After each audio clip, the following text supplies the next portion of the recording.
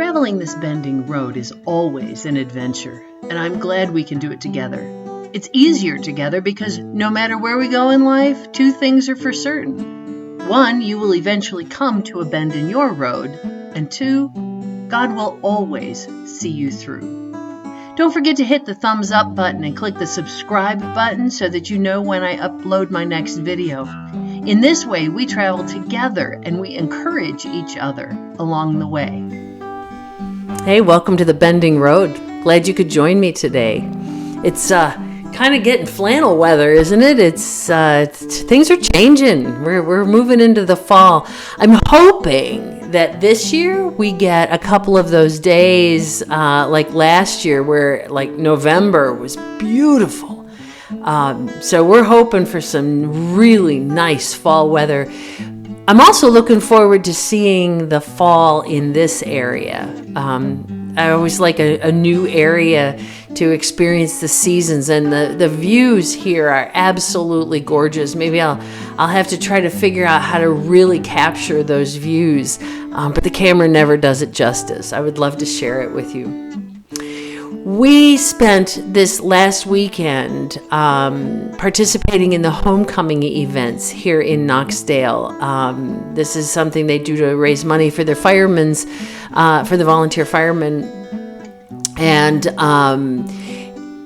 I was amazed at what they were able to pull off with the food service and the programs, the games and tournaments, and a little demolition derby, which was just fun to watch. And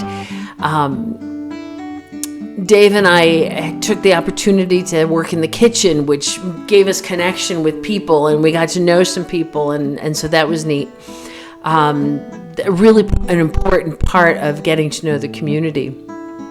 But we were sitting at the demolition derby waiting for it to begin, and we got to talking about how unique this is. I mean, we knew we were leaving Jamestown. We knew we were going to a new place. We knew, eventually we knew that. If you know the story, you know that it took a couple of months of really wondering what God was going to do. But we knew that it would be different. If we were appointed to a church, it would be a different community. It always is. No two communities are the same.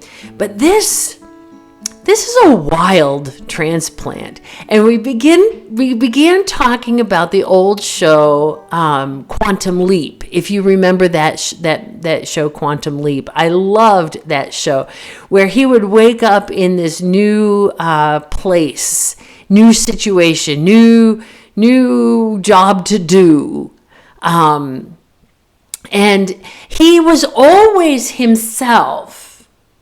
At the heart, right? He never changed who he was, but he looked different, and he was in a new place, and he learned some new things, and he helped the people in this new episode to do what they needed to do. Okay, so that's a weird analogy. But suddenly, sitting there waiting for the demolition derby to begin, I felt a bit like I had been sucked out of one area and plopped into this totally new place. Now, we have served rural churches before. We've served more city-like churches before, and every church is different. This is different yet.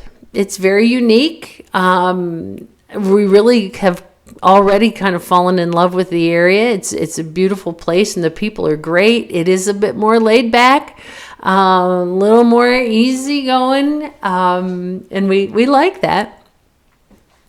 But it got me thinking about the Apostle Paul. I mean, everything gets me thinking about something out of the Bible, right?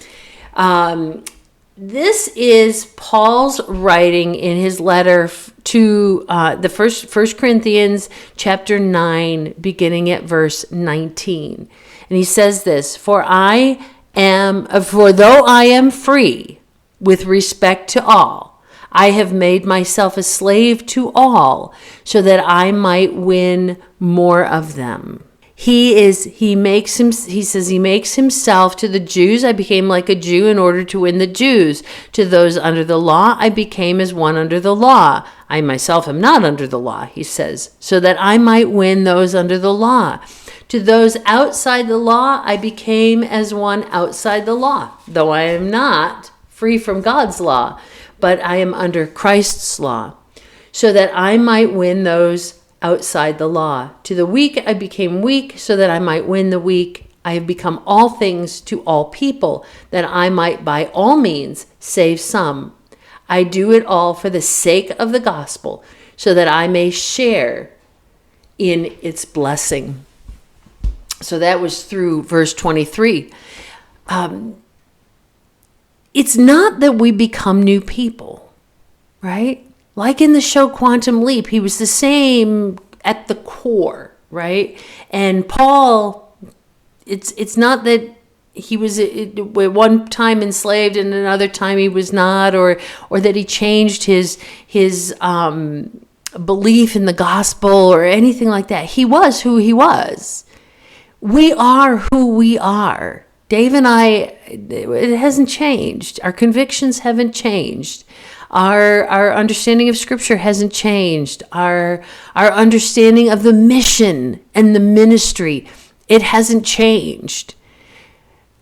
But we are loving fitting into this community. You know, when we were in Jamestown, we tried to fit into that community. When we were in Binghamton, we fit into that community, which was interesting because he had a church, more rural church on the south side of the city, and I had a more city church on the north side of the city. So it was a different setting.